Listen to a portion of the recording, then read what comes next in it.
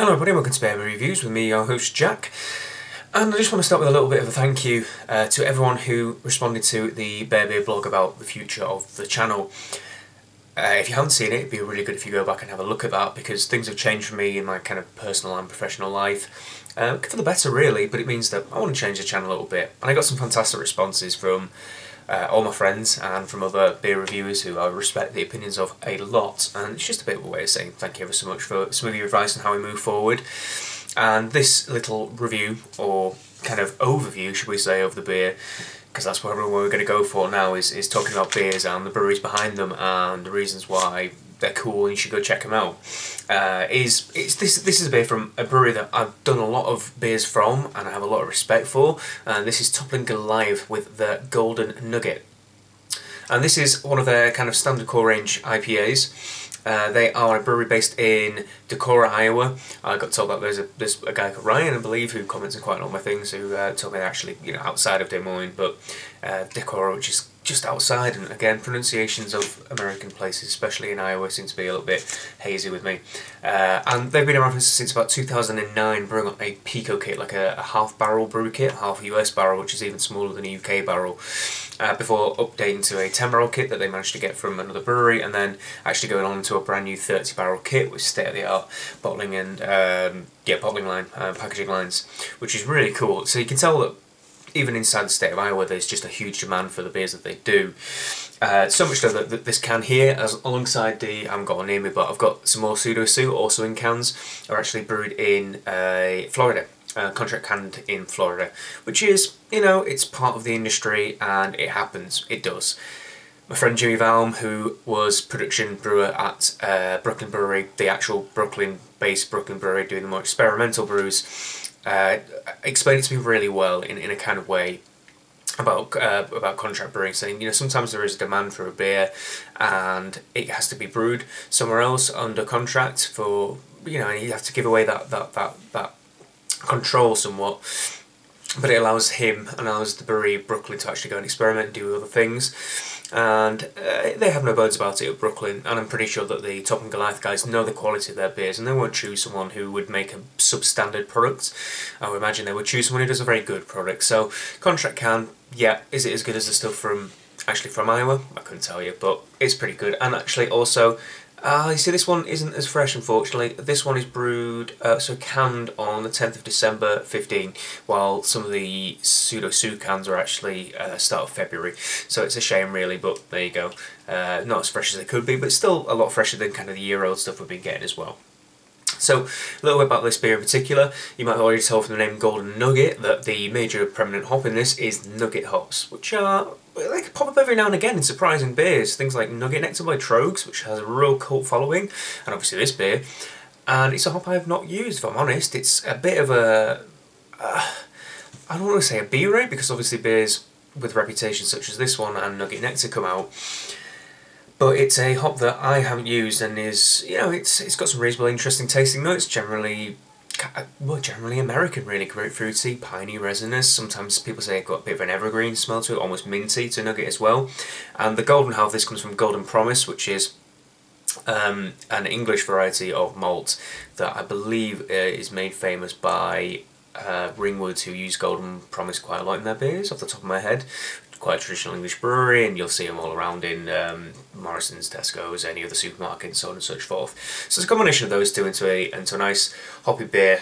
In their own words, a winning combination of Golden Promise malt and Nugget hops. This IPA delivers a bouquet of hop, citrus and evergreen aromas, followed by a floral sweetness. Bold hop-forward taste captivates the senses, leaving behind a pleasant bitterness that lingers in the finish. Light beer, freeze-refrigerate, blah blah blah, and so brewed in a special agreement with Lakeland, Florida. So cool. Well, without further ado, let's crack this open and see what we have. Loving the artwork. It's got like a death's head moth kind of artwork on the front that's made out of hops. I'm pretty sure it's meant to be like a symmetrical pattern, but it looks pretty cool. So I'll crack this open. The can's a bit bulgy, although it wasn't when I first got it, and it's been in the fridge for a couple of days, so I don't know why it is, but we'll see. It's alright. It's no bad. Loving the tall boy cans as well. It means you get a nice amount in a US pint, which is 460 something at least, so it's a decent amount of beer.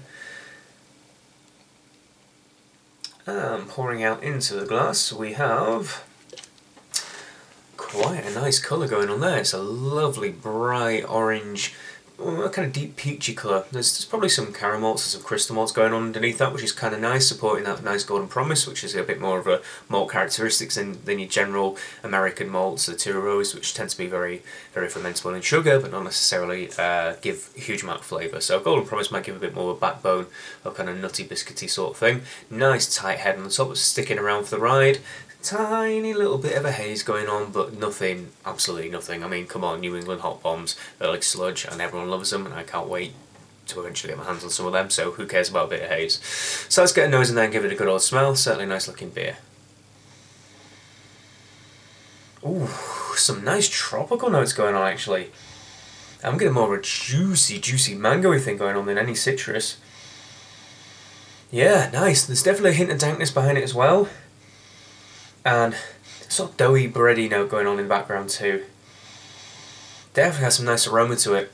It's not particularly humongously old, it's about 3 months now I suppose, just over, 3.5.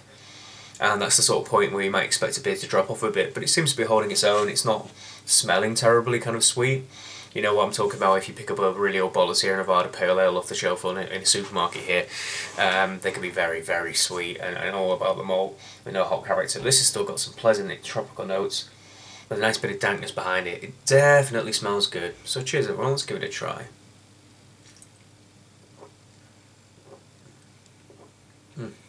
Yeah, that transfers onto the palate really well actually.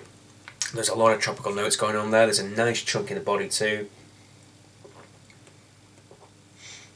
Really good bready doughiness in the backbone of it as well. Not a huge amount of bitterness, and it kind of finishes a little bit on the sweeter side than normal. It's not kind of crushingly bitter for an IPA. I don't know what ABV it is again, because American pint cans don't seem to have it on, although I'm sure I could find out momentarily for you. But it's definitely tasty, and it's got a whole lot of tropical going on and kind of sweeter citrus flavours. I wouldn't necessarily say it's got a huge amount of kind of tropical, typical I should say, American kind of grapefruity things. It almost tastes kind of Citra-esque, which is interesting because, like I said, I've never used Nugget, but Citra is a very, very, very popular hop, and this seems to have very similar characteristics to kind of Citra in my eyes at least, so that's a pleasant surprise. Certainly something I'll look into using Nugget even, to give a shot. And it's a very tasty beer. I guess these cans aren't exactly the freshest either, so fresher it might have a bit more of maybe that grapefruit twinge to it, but it's still tasting pretty good despite that.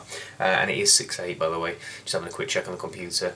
6.8%, so it's in that category of kind of that nice 7-ish% American IPA, so it's right up there, hence why the flavours are nice and punchy, peachy, tropically, lovely. The other reasons why you might have heard of Toppling Goliath are more of their kind of high-end imperial stouts that everyone seems to go mad for. We're talking like stuff like Morning Delight and Kentucky Brand Breakfast Stout and SR71 and Assassin. And those beers are beers that people go mad for, especially across the pond in the US.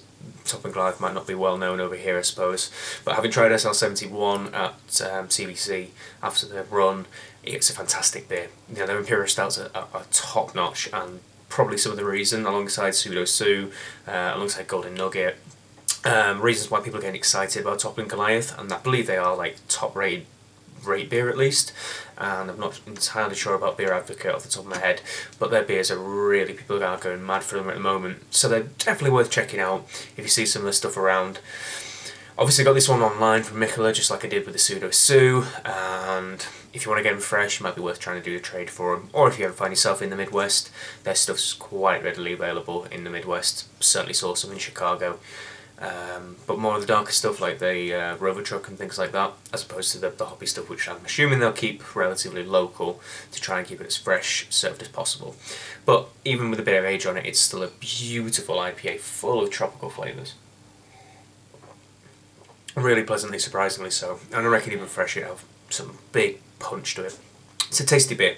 So please like, favorite, comment and subscribe. As I said, if you haven't gone back and watched the beer blog about the future of the channel, please do, if you want to have an input on the way that I move on with the channel, what we do, shall we say, and tell me if you like the new formats where I go into a bit more detail about the brewery and the beers and somewhat production side of brewing as well. And I hope you enjoy the kind of new format. So until next beer review, cheers everybody.